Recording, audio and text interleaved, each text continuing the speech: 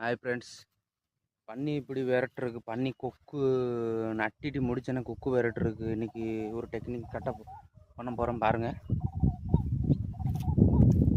இந்த மாதிரி ஒரு கம்பு வாங்கி இப்படி போட்டு இதில் இப்படி கட்டிக்கிறணுமா.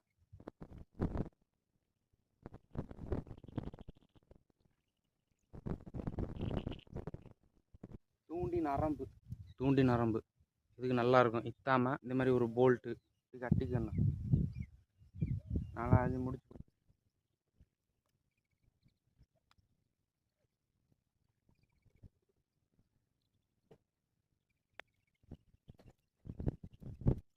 கம்பி தேவைப்படும். இந்த மாதிரி பீர் பொட்டல் கிடச்சுன்னா பீர் பொட்டல் கட்டிக்கணும்.